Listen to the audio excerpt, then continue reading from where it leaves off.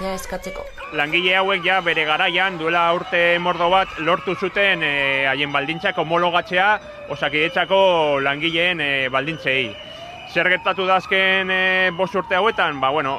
Osakidetzako langileek jaso dituzten hobekuntza guzti horiek hauei zaie aplikatu, ez?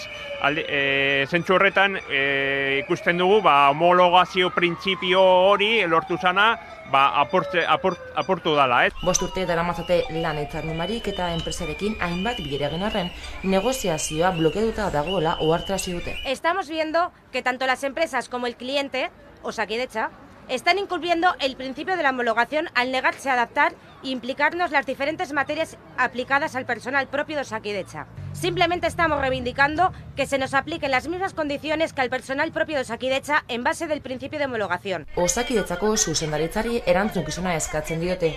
2 urte daramatzatelako bilerak eskatzen gatazkan bitartekari izateko, baina ez dute erantzunik jaso.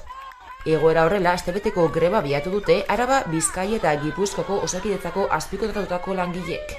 Honetan inplikatuta daude 3 herrialdetan lan egiten dituzten garbitzaileak, ez?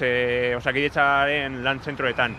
Bai ospitaletan eta bai osasun zentroetan, ez? Eta orokorrean kalkulatzen dugu egongo diela 2.500 langileen artean afektatuta. Lehen egunean, Gurutzetako ospitalean istiluak egon ziren labek jakitera eman duenez. Sindikatuak salatu duenez, 2 langile atzilotu eta beste 4 identifikatu zituzten. Gainera, grebalari bat ospitaleko larrialdietara eraman behar izan zuten. Edonola ere, protestekin jarraituko dutela iragarri dute. Gisa ezin dugu beste aldera begiratzen jarraitu. Egiturazko aldaketak behar ditugu emakumeok lidergo posizioetara heltzeko ditugun zailtasunekin amaitzeko. Erabakiak hartzen diren lekuetan emakume gehiago behar ditu. Eta berdintasunez iristeko aukera izan behar dugu. Horretarako gure ahalmen guztia berdintasunean garatzeko aukera emango digun gizarte bat eraiki behar dugu. Emakumeak gora egiteko aurkitzen dituzten oztopoak gainditu behar ditugula aldarrikatzen du kanpaina honek. Baina honekin batera baita ere pedagogia pixka bat ere egin nahi izan dugu. Nolabait ez genuen geratu nahi lelo batean bakarrik. Horregatik, kanpaina honi gehitu zaio webgune berezi bat emakumeakgora.eus. Eta honetan saiatu gara azaltzen. Nolabait, zeintzuk diren emakumeek lidergo eta erabaki postuetara heltzeko dituzten zailtasunetako batzuk.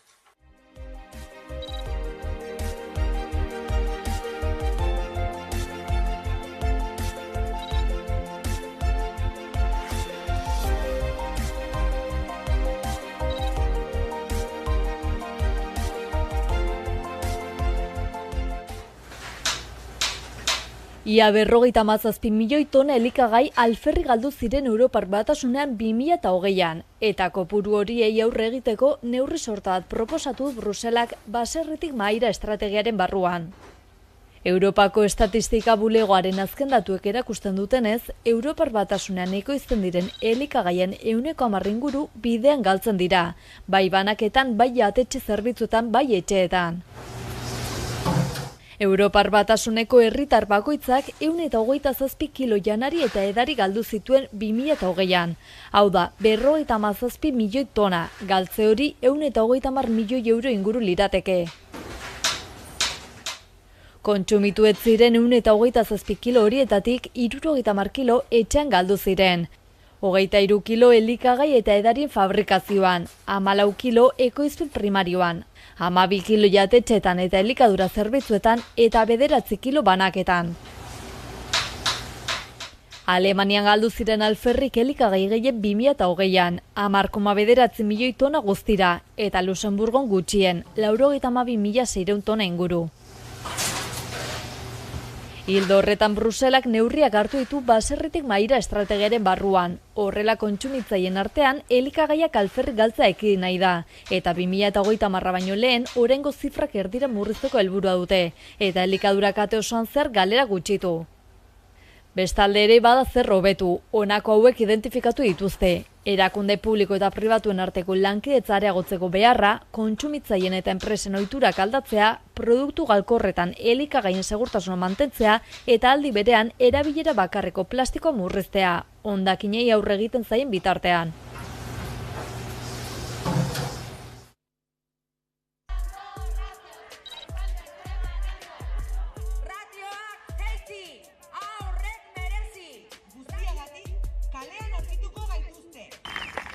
Gaurko elkarretaratzea plataformak dituen helburuak berriro aldarrikatzera datoz, ez?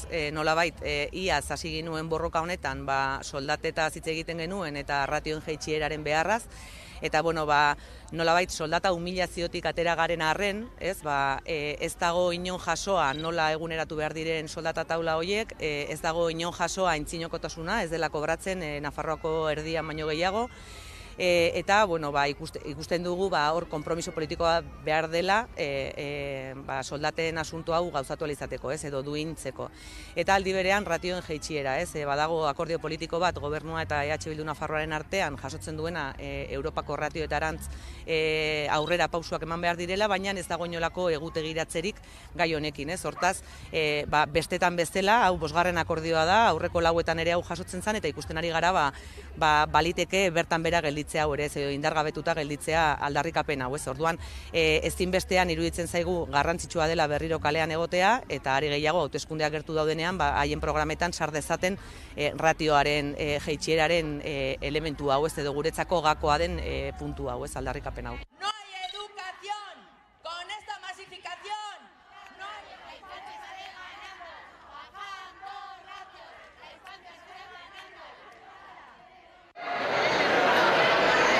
Euskal Herria Bizirik plataforma sortu berri dute landa eremua babestu asmoz.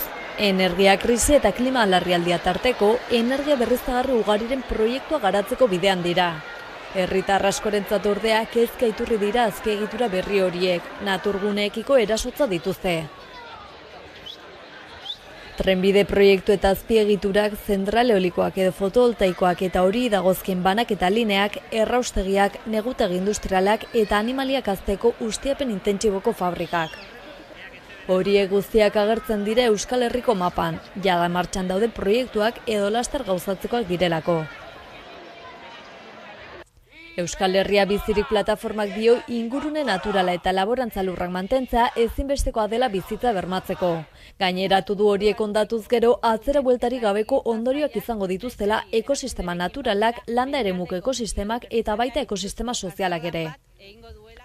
Testu inguru horretan maiatzaren 20an manifestazio bat egingo dute Gasteizen, lurraren defentsan, Euskal Herria Bizirik lelopean. Egin nahi diren proiektu horiek eremu komunalak eta laborantza lurrak bereganatzen dituztela nabarmendu dute, ekosistemen desagertzea arriskuan jarrita. Hori ala manifestazioa borrokan jarraitzeko pizgarri bat izatea nahi dutela azaldu dute plataformako kideek. Ildo horretan natura babestuko duen politika eskatuko dute, energia eskuratzeko aukera unibertsala ekarriko duen politika, pertsonen beharrei erantzungo dien eredu deszentralizatu eta tokikoan oinarritua. Plataformaren arabera, erabakiak pertsonengan jarriko dituzten politikak behar dira, eta ez kapitalaren interesetan oinarritutakoak. Maiatzaren 20ko manifestazioan Euskal Herri osoko eragileen atxikimendua lortzeko helburua du plataformak.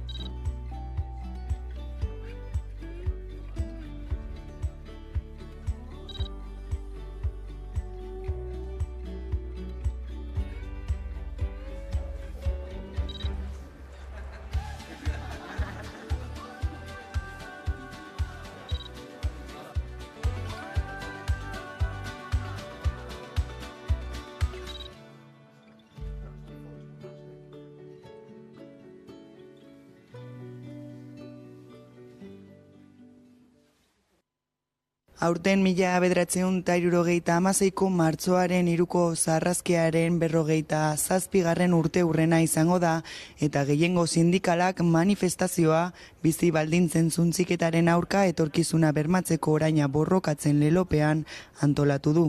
ELA, LAB, Steilas eta ESK sindikatuek agerraldia egin dute martxoak 3 gunean, Zaramagan. Ostiral honetan Gasteizko sarrazkiaren 47. urteurrenaren baitan antolatu dituzten ekintzak aurkeztu dituzte. Martxoaren 3an arratsaldeko 6etan omenaldia egingo diete 1916an Gasteizen hildako langileei.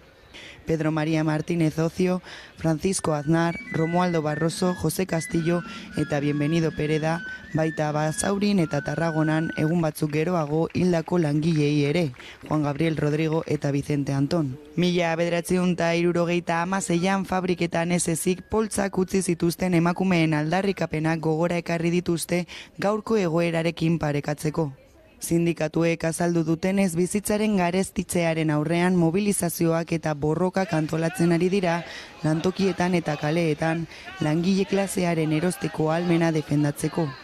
Horrekin batera, sistema publikoaren alde egiten ari diren mobilizazio ugariak eta pentsiodunen mugimenduaren borroka goratu dituzte. Kalera aterako gara, bizi baldintzen zuntziketearen aurka, luchando el presente para asegurar el futuro lelopean.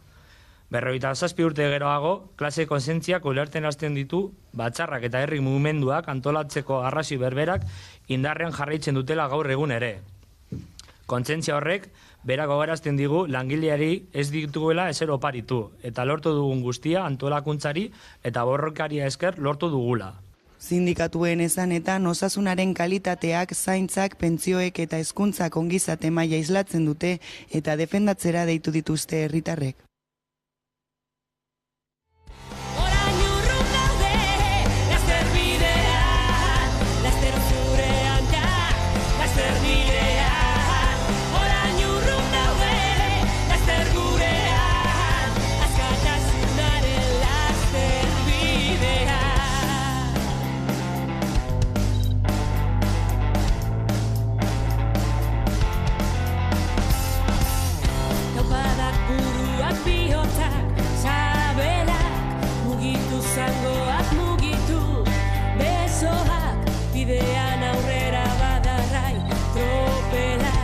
Pausoa ekarri dezake, pausoa.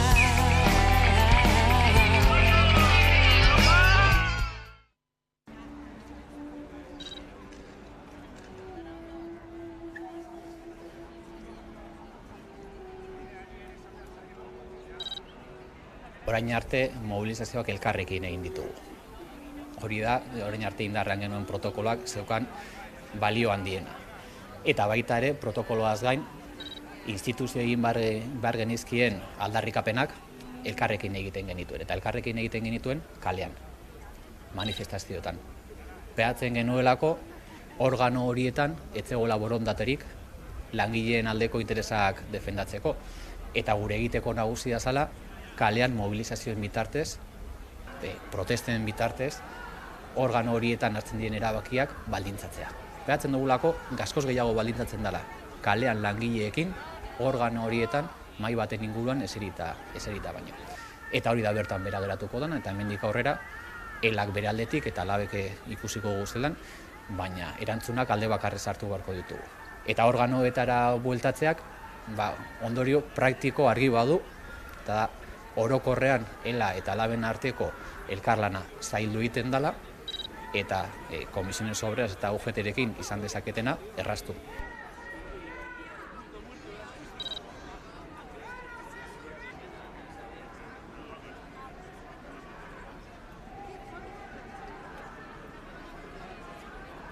Eta guretzat gai oso sentiberak diren gai batzu elkarrekin landu nahi izan ditugu eta zaindu ditugu.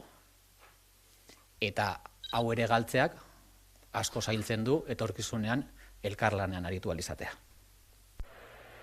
Bizirauteko nahikoa omen da eskutan daukaguna, baina izate zati txikia ote da askatasuna.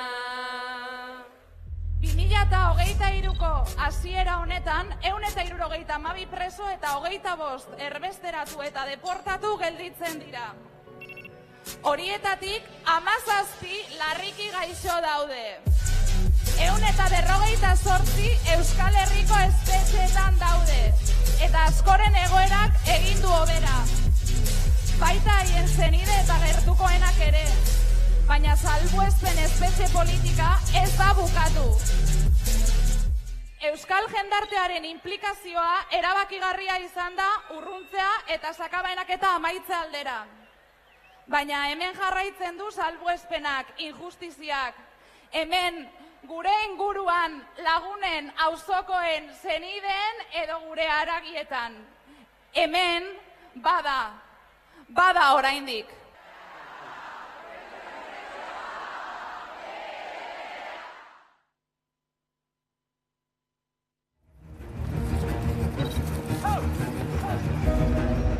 Eko gazte ezin dateke Ibar Jaun izan. Neure burua aurkezten dut xumeki, Ibar Jaun kristiau garbia izaiteko. Nor da? Lusa, harengatik zenbaiteko oraino dituzte sinesten elemele paganoak. Bada aitzulo sakon bat oijanaren bihotzean, hor dukezu erantzuna. Lagun eginen dizuen eilo basoak, iratik.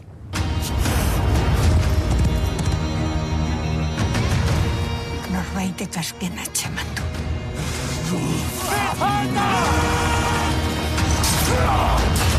Ez dut ipuinetan sinesten.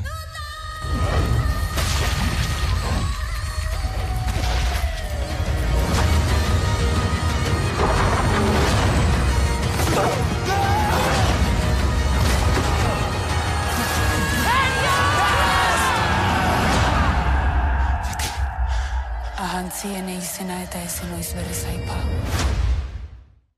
Kultura aterpe izango da, lehenengo aldaketa kafe antzoki izatetik, kultura aterpe izatera pasatuko da. Piztu, postu eta pustu. Piztu argiak, postu bihotzak eta pustu deigun aterpe hau. Festa giroan joango dan ekitaldi txo bat izango da, kanpoko gonbidatu batzuk ekarriko ditugu, Nari edo Dei Barroso bezala, baina gero plaza potente bat izango da, bertako sortzaileak egoteko. Aitor Bizkarra egongo da, Peru Madalena eta Mikel Nuñez egongo die, Aroa Blankok parte hartuko du, Barratik kalerako neskak hemendik ibiliko die, musika eskolako ikaslean Bras Basabe bai egongo da, eta bueno, danekin nahi duguna da pizkatxo bat, urte betetze egun bat, esartzea proiektu berri horri.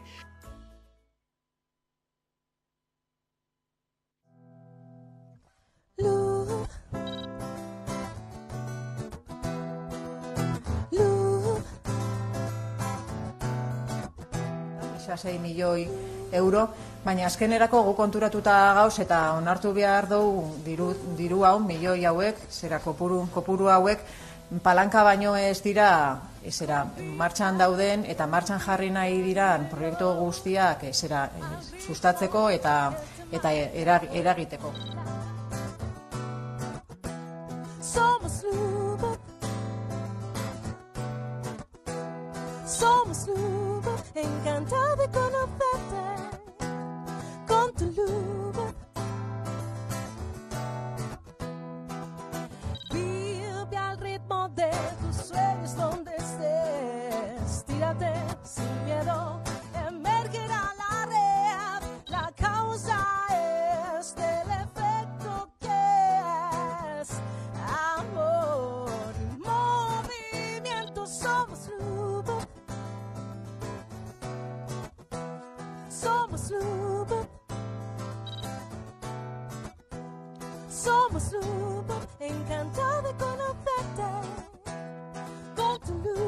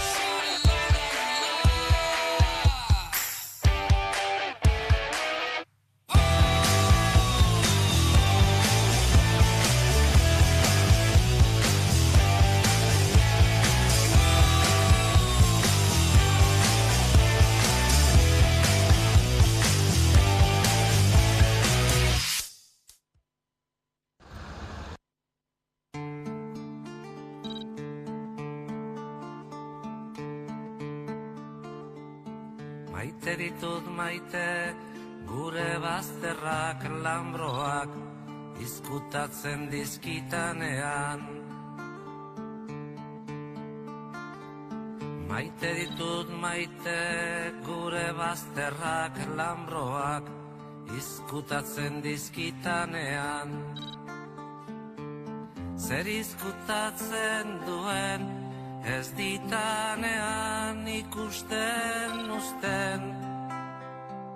Orduan azten bainaiz, izkutukoa, nere baitan pizten diren bazter miresgarriak ikusten.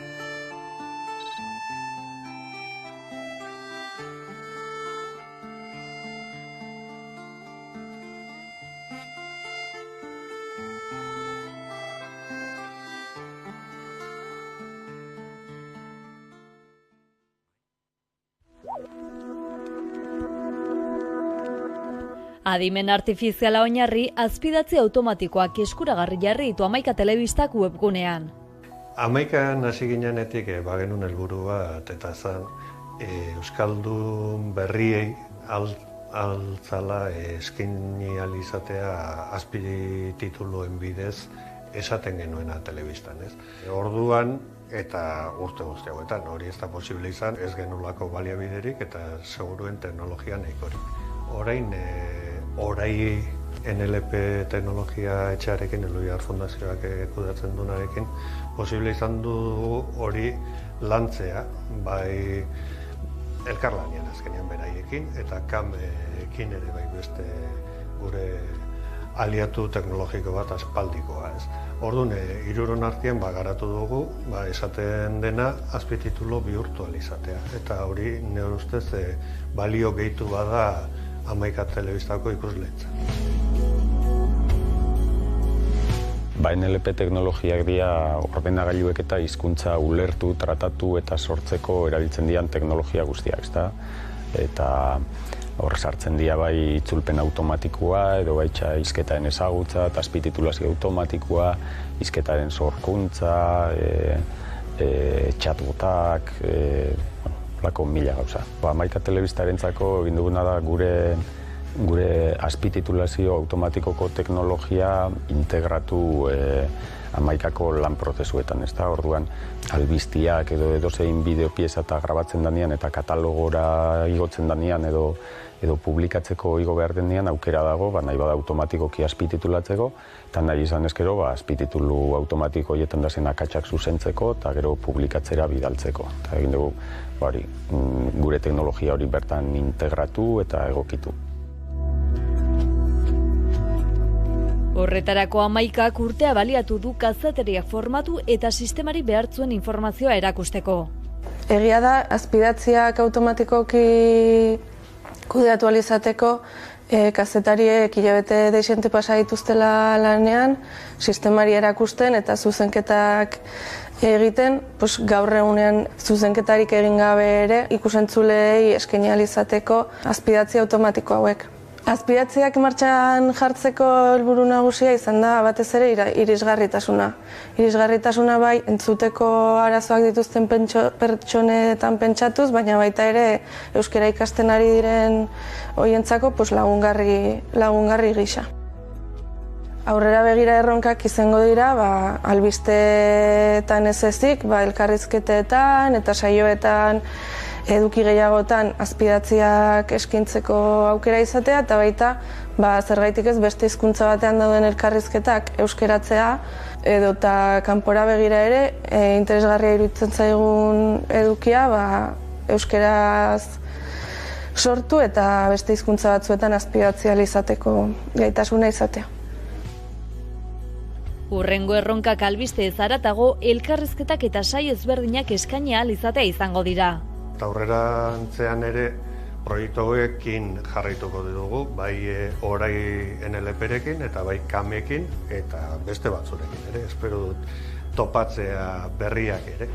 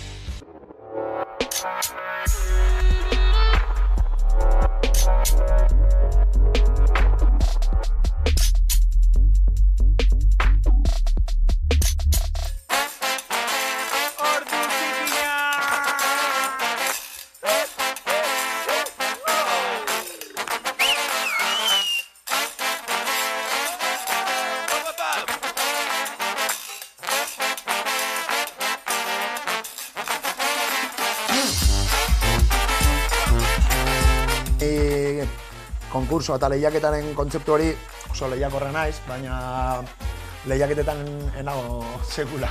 Antzerkiaren munduan eta irudien munduan ibiltzen naiz ez, bi mundu horietan.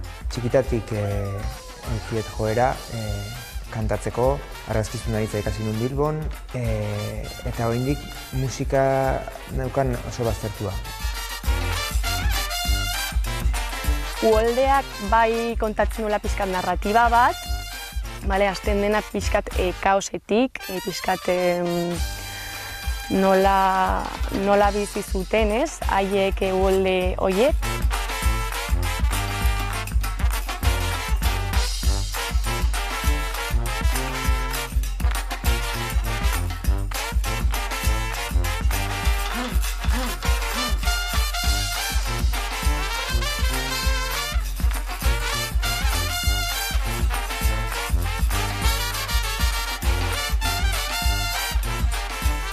Hori kanporatzeko hasi nintzen poesia idazten. Lehendabiziko gauza izan zen poesia idaztea, gero ipuinak.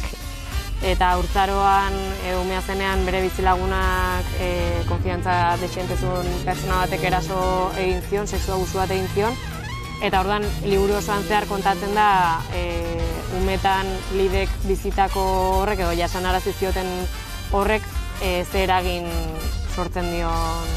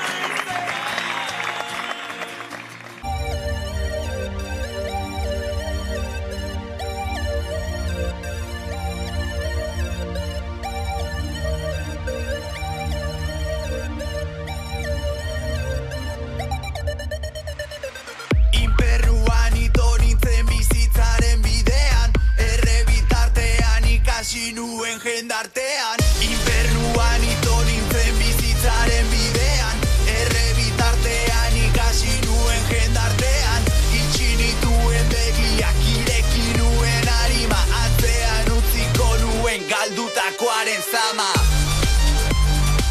Galdutakoaren zama. Galdutakoaren zama. Galdutakoaren zama. Galdutakoaren zama.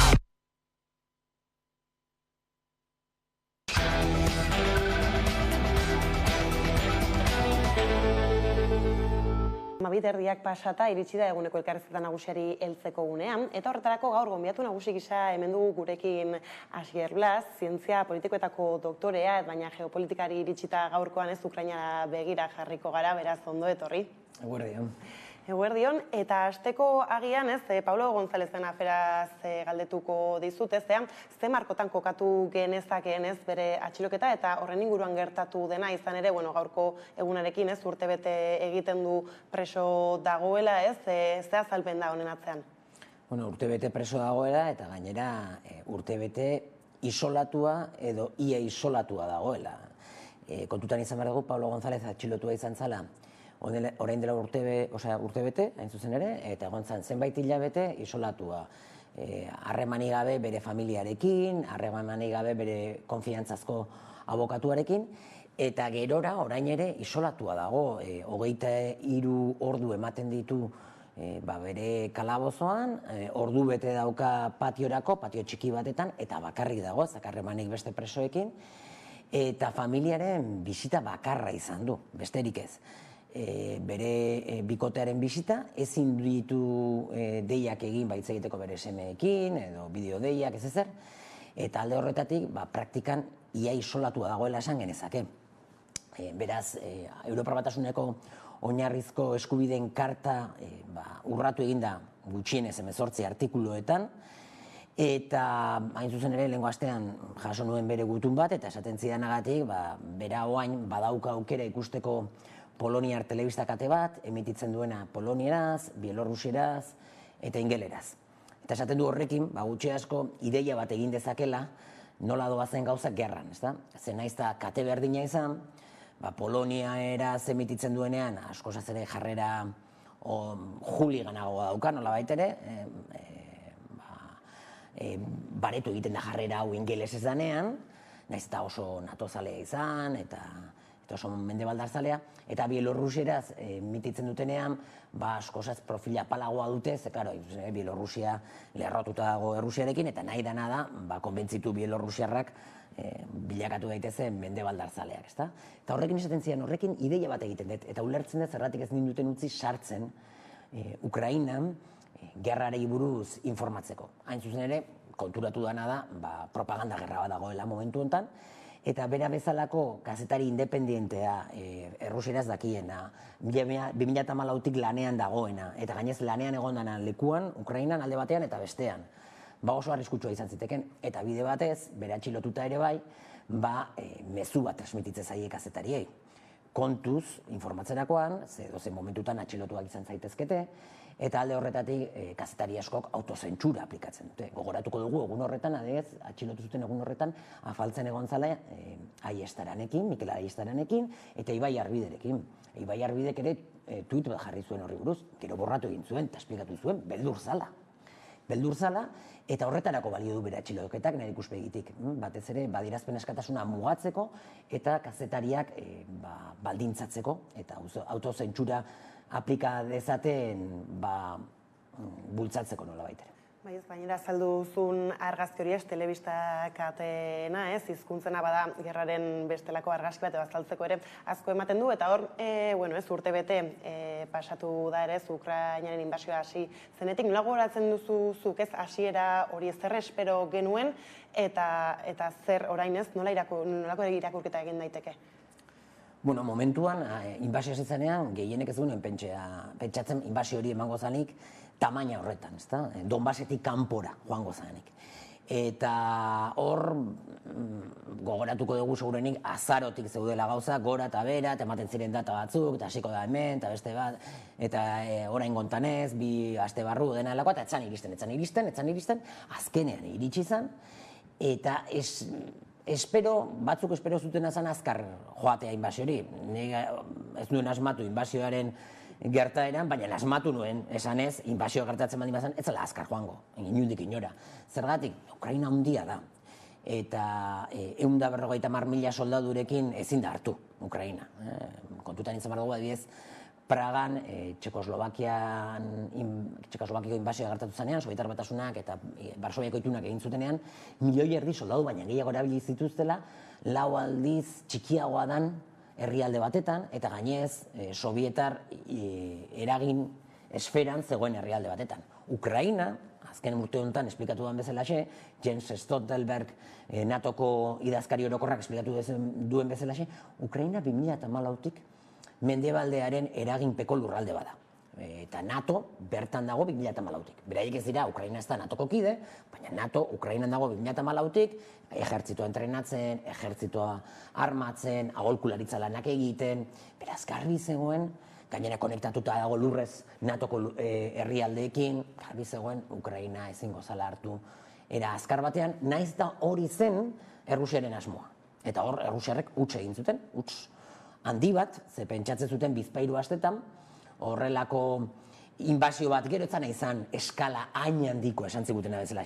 Errusiak Ukraina okupatuko du, ez daka gaitasunik Ukraina osoa okupatzeko, baina nahi zuena zan nolabait ere presionatu Kieveko gobernuak utzi dezan, boterea, hau da, dimiti zezan, estatu kolpe bat errazteko, edo gobernuari derrigortzeko Errusiak Moskun nahi zituen baldintzetan bake akordioa sinatzeko. Eta hori, garbi dago, agerian dago, bistan dago, ez dela gertatu. Bai, ez da eta esan zuez, espero zen harin izatea, ez? Rusiak lortuko zuela bere helburua, baina hor Ukrainaren posizioa espero zena, baina asko zindartzuagoa izan da, eta hor, esanguratsua da ere, nazio artean izan duen estrategia edo bintzat ez laguntza eskatz hori, eta horren bueltan mugitu den guztia. Zein, nola uler daiteke Ukrainaren jarrera hau gertakizunaren aurrean? Ukrainarena, hori izan nik uste Rusiarrek egin zuten hutsegite handienetako bat. Pentsatzea Ukrainarrek ez zutela borrokatuko. Ukrainar ejertzitua 7 urte daramatza gerra zibil batetan, 2014tik. Ordutik, Ukrainako ejertzitua asko indartu da, OTAN-en aholkularitza dauka, eta laguntza, eta gainera dakatena da prestatuta zeudela. Parte handi batetan. Donbasen lubaki asko prestatuta zeuden, eta hori aurre egiteko gainez Merkelek esplikatu du, Holandek esplikatu du, Zelenskik esplikatu du, Poroshenkok esplikatu du. Denek esplikatu dute, 2014tik 2022 bitartean Ukraina egin duena dela prestatu honetarako. Eta bake akordio batzuk sinatu ziren, Minsk 1 eta Minsk 2, eta ez dela inoiz egon borondaterik Ukrainagatik bake akordio horiek aurrera eramateko. Ze bake akordio horiek beti izan balira, momentu honetan Donbas Ukraina izango litzateke, baina autonomiarekin. Eta hasieratik, Zelenskik eta Poroshenkok esan bezalaxe, ez zekaten asmorik Ukrainan bake akordio horiek betetzeko. Holandek eta Merkelek zer esan ziguten, bake akordio horiek esker, 7 urte izan ditu Ukrainak indartzeko bere ejertzitua, eta aurre egiteko Errusiar inbasio horri, eta gero, zer esanik ez, NATOren konpromisoa oso irmoa izan da, segurenik Errusiak pentsatzen ez zuen modukoa. Beraz, programatutako gerra zen. Bai, dudarik gabe, programatuta zegoen, aspalditik, eta gainez aspalditik aipatuta zegoen, Ukrainara iristen baldin bazan NATOren zabalkundea, hauxe gertatuko zala. Merkelek berak esan zuen 2008an, Bukaresteko NATOren goi bilera batetan. Esan zuen, Ukrainara iritsiko baldin bada NATO, jakin behar dugu gerrara guazela, baina ez Merkelek bakarrik.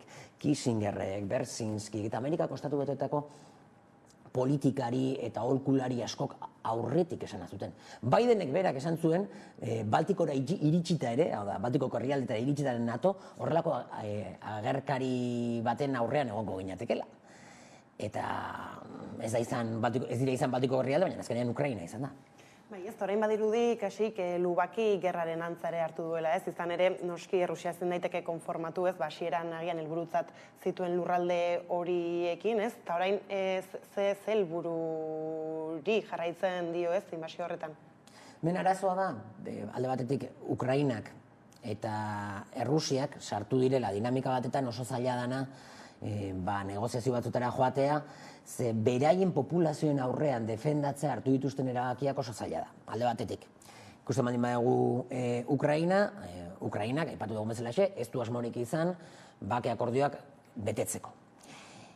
Horrek zer esan nahi du? Bake akordio horietan aitortzen zana, baina egoera txarrago bat adosten baldin bada negoziazio batzuetan, herritarrek esango dutena, eta orduan urtebete gerran suntsipen guztia, hildakoak, ekonomiaren egoera, zertarako. Horrek, esan nahi duna da, Ukrainak gutxienez Donbas guztia berreskuratu behar duela. Ze hori baitzen, Minskeko akordioak segurtatzen ziotena, autonomiarekin, orduan, konkistatu beharko luke Donbas guztia, eta noski autonomiarik gabe Donbasentzat. Errusiaren kasua antzekoa da. Errusiak momentu honetan, inbasio hasten duenean, horrelako erabaki bat hartzen duenean, nazioarteko legedia hautsiz, eta erabaki bat eramaten duena Ukraina eta Errusiaren arteko etsaitasuna muturrera, eta pentsatu behar dugu historikoki Ukrainak eta Errusiak harreman handia izan dutela, gertuko herrialde bezala, gertuko nazioak bezala kontsideratu direla, familiak nahastuta daudela, eta badakizu horrelako erabaki bat aurrera ematen dezunean, gerra luze bat bilakatzen danean, denbora askorako, ez baldin bada betirako, sortuko da Ukraina berri hau izango da oso anti-errusiarra. Eta hori lortzeko hartu dituzun erabaki guzti horiek ez badizute inolako onura adierazgarririk ematen, hau da, Donbasetik haratago ez badituzu lortzen lurralde gehiago, bere etxean ere Putinek eta bere gobernuak arazoak izan ditzake. Bai ez, beraz, aipatu duzun horretaz aparte beste arrazoi dira ez, gerra honen luzapenerako ez izan ere hor, badago, bueno, ez, Rusia, Ukraina aipatu ditugu, baina kanpoan ere ez, badira beste eragile batzuk, eta horrez, ze gatazkari dira jokatzen gerra honetan? Bueno, gerra hau dagoeneko ez da gerra bat Rusia eta Ukraina artekoa. Gerra hau da NATO, batez ere Amerikako Estatu Batuak eta Rusia artekoa. Kondolitza Raisek idazten zuen, esanez, zoragarria da, dauzkagula Ukrainarrak, gure alde, odola gure alde ematearen alde. Eta azkeneko tantara arte gainera. Hau da, egiten ari dira guk nahi dugun gerra hori, Rusiaren kontra. Eta prest daude, azkeneko odol tanta eman arte, ez da? Orduan, momentu honetan, gerra hau dimensio desberdina dazka, eta dimensioa da, Amerikako Estatu Batuak eta Rusiaren arteko gerra hau, NATO eta Rusiaren arteko gerra hau, Ukrainaren bidez, delegaturiko gerra bada. Amerikako Estatu Batuen zerbitzura, Ukrainak egiten du. Eta gainera hori horrela izan da hasiera-hasieratik, ez dago dudarik, baina dimensio hori gailendu eginda apiriletik aurrera. Zergatik? Martxoan, egon ziren elkarrizketa batzuk, bitartekaritza lan bat egin zuen Israeleko lehen ministro ohiak, Bennetek, Israel ez da ezerren susmagarri, mendebaldarzalea, Amerikako Estatu Batuen aliatu finenetako bat, eta Bennetek esplikatu digunagatik, Ukrainak eta Rusiak borondatea zuten gatazkarekin, gerrarekin amaitzeko. Ahalik eta azkarren. Eta gauzak ondo bidean zioa zen, baina Amerikako Estatu Batuak debekatu egin zituen elkarrizketa horiek, Benneteri esan zioten haizu onarte, hau ez da posible. Zergatik, hain zuzen ere, Amerikako Estatu Batuak Lloyd Austinek esplikatu bezala, Amerikako Estatu Batuetako defentsa ministroak, defentsa idazkaria handeitzen dioten moduan, gerra luze bat nahi zuten Errusia igatzeko. Beste elkarrizketa batzuk egon ziren, eta hau gainez aurrera desente gehiago egin zuten, Turkian, apirilean. Erdoganen bitartekaritzarekin, Ukrainak eta Errusiak ia akordio bat lortu zuten. Ukrainska Pravda, Zelenski zalea den agerkari digital bat, Ukrainako agerkari digital nagusienetako bat, argitaratu zuen artikulu bat, Ukrainako goi funtzionarioen iturriak aipatuz, esanez, Errusiak eta Ukrainak akordio bat lortu zutela, zenbait ñabardura falta zirela, zenbait xehetasun itxi behar zituzten, eta sinatzea falta zen. Baina Amerikako Estatu Batuak eta Erresuma Batuak blokeatu egin zuten, ez zioten utzi Ukrainari hori egiten, ze horren trukez esan zioten, jarraitu behar duzu borrokan, eta guk armatu egingo zaitu dugu askozaz gehiago. Ze gogoratuko dugu, inbasioaz izanean, Bidenek esan zuen, ez ziola emango Ukrainari armamendu ofentsiboa, bakarrik defentsarako armamendua. Hortik aurrera gauzak aldatu egiten dira, orduko ere da Johnsonen bisita Kievera, Londonetik hartu zuen hegaldi bat, eta mendebaldeko lehen politikari izan zen Kiev eta Zelenski bisitatzen gerra egoera horretan. Eta noski esan zion, ezin dezu sinatu bake akordio hori. Beraz, nork izan du interesa handia gerra hau luzatzen, batez ere Amerikako Estatu Batuak eta ardatz anglosaxoiak, Kanada, Britainia Handia, Australia, Zelanda Berria. Bai ez, eta guzti horretan esaterako Europak ez nolako papera jokatzen du, izan ere, tira ez, aipatu duzun kontu hau, azkenan ez, kaxoi baten sartu gura izan den arazo ez kontua ere bada. Bai, bueno, Europa da, gatazka guztionetan, noski galtzaile nagusiak Ukrainarrak eta Ukraina da. Lehen postuan badi dudarik gabe. Bigarren postuan egon lirateke segurenik Errusiarrak, ze Errusiar asko hiltzen ari dira ere bai Ukrainan, baina gero kaltetu nagusinetako bat Europa da. Dimentsio ekonomikoan ikusten ari garenez, baina baita ere dimentsio politikoan. Europa momentu honetan latinoamerikanizazio prozesu bat bizitzen ari da. Amerikako Estatu Batuak erabiltzen ari da Europa bere atzekaldeko patio berri bezala. Subalternizatuta dauka, erabat menpekoa da politikoki, ekonomikoki eta militarki, eta iaia esango nuke ekonomikoki inkluso kolonizazio ekonomiko bat bizitzen ari da Europa, bere soberania guztia izan zeukan apurra, etzekan askorik galtzen ari da, eta horren adierazle esango nuke, adierazleriko berena da Nord Stream bat eta biren kontrako erasoak. Zure aliatuek erasotzen zaituzte, Alemaniako kasua oso esanguratsua da, eta itxumutu gortz zaude, ez dezu ezer esaten, eta humiliazioa pairatu egiten dezu, bakarrik etxean. Eta dakizu nor izan den. Mundu guztia daki nor izan den, ezakagu argazkia, ezakagu bideoa, oso esanguratsua dia dauden zantzu guztiak hasieratik. Eta arlo ekonomikoan ikusten baldin badugu, Europar Batasunak momentu honetan bere gas eta petroleo hornitzaile nagusia Amerikako Estatu Batuak da.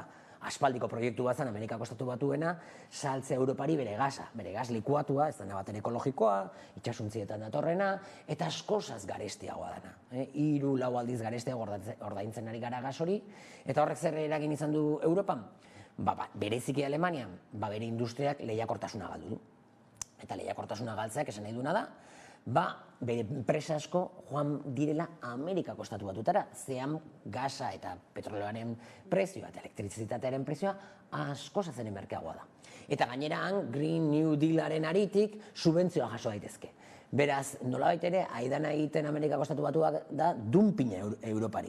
Desindustrializatzen ari da, industriak joaten ari da Amerikako Estatu Batuetara, batzuk ere Txinara, baina gehiengo Amerikako Estatu Batuetara, eta horrek, pobretu egingo du Europa. Gure gastu militarra asko igotzen ari gara, gastu militarra igotzeak esan nahi duena da gastatuko dugula diru hori armamentuan, eta armamentu hori erosiko dugu Amerikako Estatu Batuei, beste odol transfusio ekonomiko bat Amerikako Estatu Batuentzat, eta guzti horren laburpen igual sintetikoena izango litzateke ikustea euroa eta dolarraren arteko harremana. Euroa asko aldu da, dolarrarekin alderatuta, ze azken batetan Europako ekonomia bereziki gaxo dago. Ze Amerikako Estatu Batuakek eta G7ak hasitako gerra ekonomikoa Errusiaren kontra, batez ere kaltetu du Europako ekonomia. Momentu honetan, nazioarteko diru funtsak, mendebaldeak kontrolatzen duen erakunde bat, esan digu 2023an Errusiak hazkunde ekonomiko handiagoa izango duela, Alemaniak edo inkluso Britainia handiak baino. Bai, ez gainera, beste Nord Streamen bueltako kontutxo hori, ez, esanguratsua, baina aipatu zu ez, gainera gero sabotajea gora eta bera karbono mehatzea, ere, zabaltzera behartua ikusi izan du Alemaniak bere burua, eta komodo dago Europa bere horretan, agian ez, Amerikako Estatu Batuek gidatzen duten NATOren bideo horretan? Kontua da, Europar Batasunak ez dakala interes komun bat. Daude, interes nazional desberdinak. Eta interes nazional hauen agregazioak funtzionatu du momentu historiko batzuetan, baina krisiak datozenean, krisi ekonomikoak, politikoak edo militarrak, orduan interes horien artean talka egoten da. Oso adierazgarria izan zen, 2008ko krisi finantzieroarekin, nola ikusi genuen, adibidez, Alemania eta Greziaren interes nazionalek talka egin zutela, ezta? Edo baita ere ikusi dugu COVID-aren krisiarekin nola bakoitza saiatzen zen bere bidea urratzen eta bere zilborrari bakarri begiratzen, ezta? Eta momentu honetan, gerra testu inguru honetan, interes kontrajarri asko daude Europar Batasunaren baitan. Ardatz franko-alemaniarrari etzaio komeni eta etzaio gustatzen ez dago eroso egoera honetan. Baina berriz, Varsovia, Polonia, Baltikoko herrialdeak eta beste zenbait herrialde oso eroso daude, batez ere Eskandinaviakoak eta oso konexiona daukatelako Amerikako Estatu Batuekin eta interes oso desberdinak dituztelako. Hasteko ez direlako herrialde hain industrialak Alemania bezalaxe, ezta? Eta orduan desoroso daudenak dira Frantzia eta Alemania, de hecho, pasaden udan Frantziako ekonomia ministroak eta Alemaniako ekonomia ministroak behin baina gehiagotan esan zuten, biek esan zuten, hemen gauzak ez zioazela ondo. Amerikako Estatu Batuakek kaltetzen zuela Europar ekonomia, eta etzala bazkiden arteko harreman logiko bat, ezta? Baina guzti hori ere azkenean isilarazi da, eta momentu honetan Alemania eta Frantziak, noizbenka Frantzia gehiago independienteagoa dalako Alemania baino, gogoratu dezagun, Frantziak azken batetan bomba nuklearrak dazka, ejertzito independienteagoa dauka, eta ez dago militarki okupatua Alemania bezain beste Amerikako Estatu Batuengatik. Ez gogoratu dezagun, Alemania okupatuta dago Amerikako Estatu Batuengatik. Azken batetan naiz eta beraien interesekin kontraesanean sartu, errealitatea da oso lotuta daudela Amerikako Estatu Batuen interesetara, besteak beste, ejertzito Ipar-Amerikarra bertan dagoelako. Baina hor, ekonomia zereari garela, kristuneko propaganda egin izan da, ez zigor ekonomikoen afera horretan, ez, aldatzen joan izan dira, ez, interesen arabera, orain hause behar dut, orain beste behar dut. Benetan, nolako eragina izan du honek Errusian? Noski, eragina izan du, baina hau da, gerraren bilakaerari begiratzen baldin badiogu, Errusiak zituen espektatibei begiratuta, orain arte, urtebete ostean, esan genezake, Errusia galtzailea dela gerra. Bainikan, Ukrainaren 20% kontrolatzen du gutxi asko, eta hori asko da, eta horrek ez du esan nahi galduko duenik gerra, ikusteko dago, baina bere espektatibekin alderatuta, dudari gabe, Errusia dimentsio militarrean galtzaile da. Berriz, dimentsio ekonomikoan kontrakoa gertatzen da. mendebaldeak zituen espektatibei begiratuta, Errusiako ekonomia ez da asko kaltetu, de hecho, zenbait dimensioetan indartzen ari da, diversifikatzen ari da bere bezeroak, eta badirudi, gainera aurrera begira, prospekzio oso ona dituela. Hori nazioarteko diru funtsaren arabera. Beraz, dimentsio ekonomikoan badirudi irabazlea izan dela. Eta berriz, arlo ekonomiko horretan, galtzailea berriro ere garbi dagona da Europar Batasuna izaten ari dela.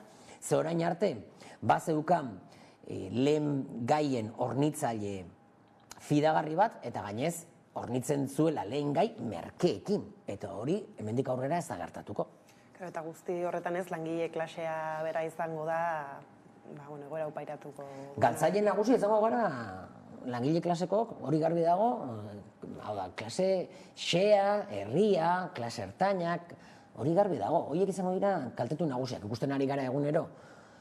Inflazioarekin ez dagoela bakarrik lotuta gerrarekin, zan prozesu bat aldez aurretik zetorrena eta zer ikusi asko daukana, mendebaldean daukagu bizio batekin dela dirua inprimatzea.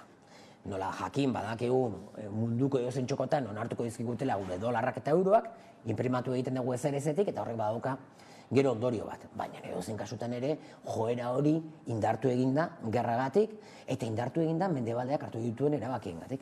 Horren gerraren testuinguru horretan NATO jarraitzen du armen bueltako estrategiarekin, baina orain Txinak egin du bakerako proposamena askok interesgarritzat jotzen dutena?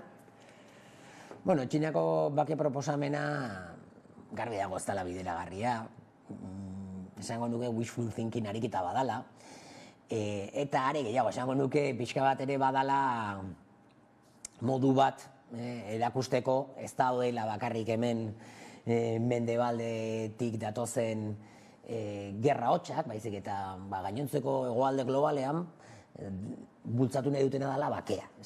Eta urrats bat izan daiteke beti horrelako proposamen bat aurkeztea, dudari gabe, baina ez duke esango proposamen horrek bere horretan ibilbide handirik daukanik.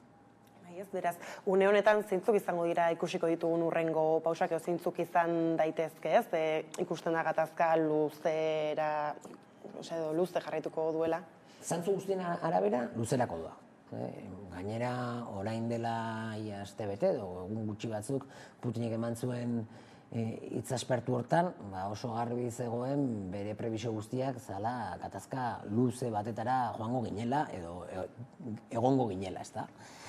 Eta ez dirudi beste aukerari dagoenik. Zergatik, lehen aipatu dugu, Ukrainak eta Errusiak momentu honetan ez dituzte pizgarri asko negoziazio bat aurrera eramateko, gero Ukrainak jakin badakigu ez dakala soberaniarik hori ere erabakitzeko, hori erabakiko duena azken batetan Amerikako Estatu Batuak izango da.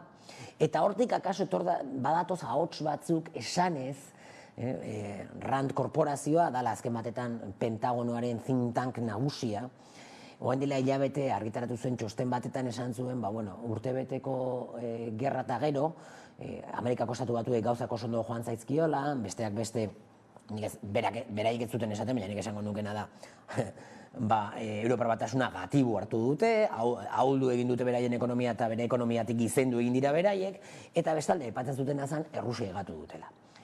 Eta bazala garaia, hasteko pentsatzen nola itxi Ukrainako gatazkau, hain zuzen ere zentratzeko Txinan. Hori baita beraien etxai nagusia. Eta beraz, entzuten ari gara hotxen bat, eta Rand korporazioa ez da edo zer, esan bezala Pentagonaren think tank nagusia, 1948tik. Eta alde horretatik, akaso hortik etor daiteke irtenbideren bat, Amerikako Estatu Batuak presionatzen baldin badu, bake akordio bat lortu dadin. Eta Errusiaren kasuan, bere aliatuen partetik, Txinaren partetik ere presioak etor daitezke momenturen batean edo beste. Dena den hori ez da ikusten oraindik martxan jarri daitezkenik presioiek, gerraren bilakaeran oraindik ez dagoelako mugimendu gehiegirik. Eta beharko litzateke nolabaiteko mugimenduren bat, gero ja presioiek aktibatzeko benetan.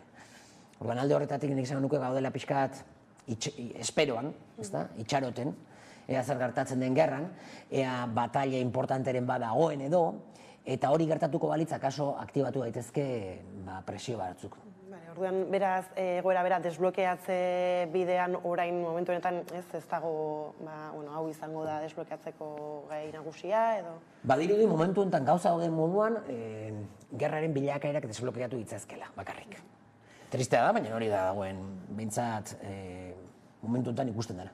Eta bukatzeko Asier, euskal politika gintzan nola ikusi duzu ez dakit apur batez, halako gatazkaiko jarrerak. Ez nik esango nuke agian, ez ulertzen ere ez dela saia eta asko jarraitzen dutela apur batez, politika orokorraren bidea bera, ez batzuk alde egon daitezke, bestatzuk kontra, alde eta kontra ere zeren baitan. Ez dakit, hemendik behiratuta, Euskal Herritik behiratuta, ez lako jarrerak nabaritu dituzu.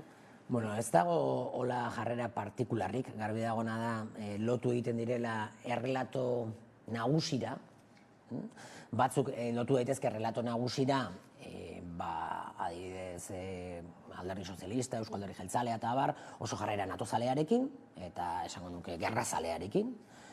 Eta gero badaude ezkerreko alderdiek mantentzen jarrera dela pixka bat deserosoa egoera honetan badirudilako diplomazia eskatzea eta bake mezuak bidaltzea ia dela Errusia babestea. Ez da horrela inondik inora. Baina alde horretatik nik esango nuke Estatu Espainiarrean eta Europan somatzen den jarreren antzeko berproduzio bat gertatzen ari dela gure alderdi sistema. Honekin denbora dela eta hemen utzi behar dugu elkarrizketa, mila esker gurean izatearen ziurrenik berriz ere heldu beharko diogu kontu honi, ez da, esan bezala.